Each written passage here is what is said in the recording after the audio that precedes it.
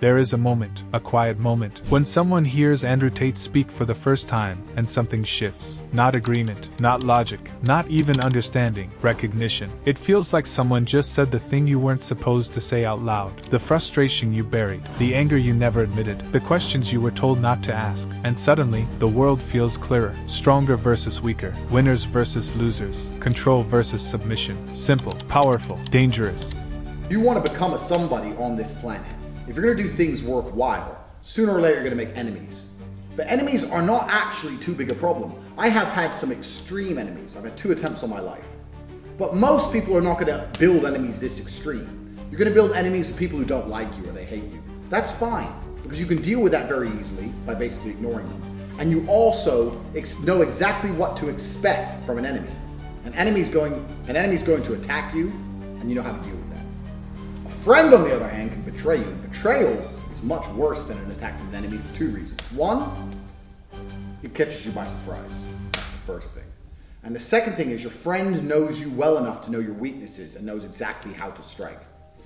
Millions don't follow Andrew Tate because they studied his ideas. They follow him because he activates something deeper than thought. Before the controversy, before the headlines, before the arguments. Why does his voice cut through the noise? Why does certainty feel so addictive? And why, once someone starts listening, does it become so hard to walk away? To understand Andrew Tate's influence, you don't start with his words. You start with human instinct. Many followers don't see Tate as a man. They see him as a mirror, a reflection of who they wish they could be. Confident without apology, dominant without permission, unbothered by judgment, certain in a world that feels chaotic. That reflection activates something deeper than logic. It activates suppressed instinct, dominance, status, control. Modern society often discourages open displays of these traits. But suppressing an instinct does not remove it, it buries it. And buried instincts don't disappear, they wait. Andrew Tate brings those instincts back to the surface. Another powerful mechanism is quiet humiliation, feeling ignored, feeling replaceable, feeling behind in life. When people feel powerless, they don't search for balance, they search for strength. Tate doesn't offer therapy, he offers armor, and armor feels safer than vulnerability. Instead of asking followers to examine themselves, he offers something psychologically easier, an external enemy, systems, society, cultural shifts, weakness. Blame reduces internal conflict. The brain prefers relief over responsibility. Anger is easier to carry than shame. There is also the psychology of certainty. Modern life is unstable. Careers shift, relationships dissolve, identities blur. Tate speaks in absolutes, strong versus weak, winners versus losers, control versus submission. Certainty reduces anxiety, nuance increases it. When someone speaks without hesitation, the brain interprets it as dominance. This is authority bias. We instinctively assume confident people are competent. Tate doesn't carefully persuade, he declares, and declaration feels powerful. His language is simple, direct, repetitive. Simple ideas feel true because they are easy to process. Psychologists call this cognitive fluency. Complex explanations require effort. Effort feels uncertain, so the mind gravitates toward clarity, even if that clarity oversimplifies reality. Andrew Tate doesn't invite debate, he invites allegiance. Another core force behind his influence is grievance validation. Many followers feel disrespected, socially, financially, romantically. They experience frustration but lack a narrative that protects their self-esteem. Tate provides one. He reframes struggle as injustice rather than inadequacy. That shift is powerful. Shame isolates, anger unites. When resentment is validated publicly, it transforms into moral outrage. And moral outrage bonds groups faster than inspiration ever could. But beyond anger lies identity. Tate does not primarily sell advice. He sells a version of self, strength, status, control, immunity from humiliation. His message is not, learn this. It is, be this. Humans defend identity more fiercely than ideas. Once someone adopts an identity framed as powerful and under threat, they cling to it. Criticism no longer challenges beliefs. It threatens belonging. This is why arguing against Andrew Tate rarely changes minds. Disagreement feels like attack. An attack triggers defensiveness, not reflection. There is also emotional permission. Tate says things many people think but hesitate to express. When someone speaks taboo ideas without visible fear, it creates relief. Followers feel less alone, less restrained, less ashamed of their own impulses. Silenced emotions don't vanish, they wait for validation. He also projects high-status behavioral cues: calm tone, minimal apology, direct language. These signals subconsciously communicate dominance and leadership. Even critics continue watching. Attention is not agreement, but attention is power. Controversy strengthens him. When he is criticized or banned, it reinforces the narrative that he is dangerous to the system. This activates the martyr effect. When punishment increases perceived importance, being silenced becomes proof of truth. Algorithms amplify emotional content, but they are not the root cause. Emotion spreads because it is neurologically powerful. Anger, pride, outrage, belonging. These emotions travel faster than calm discussion ever will. There is also the appeal of transgression. Tate breaks norms publicly. He violates expectations. He rejects politeness. Rule-breaking signals fearlessness. And fearlessness is often confused with strength. Many followers do not want to become Andrew Tate. They want what he appears to have: immunity. Immunity from rejection. Immunity from embarrassment. Immunity from insignificance. Another layer is exclusivity. Tate frames his audience as the few who understand. Humans value what feels rare. Being part of a chosen group strengthens loyalty. Belonging becomes identity. Identity becomes defense. Leaving would mean admitting error and losing status within the group. The mind avoids that pain. There is also parasocial closeness. He speaks directly to the camera. He says, "You." This creates perceived intimacy. Followers don't feel like spectators. They feel addressed. Over time, the emotional bond forms before logic ever enters the conversation. And finally, there is fear. Not fear of him, but fear without him. When someone adopts a worldview that explains their frustration,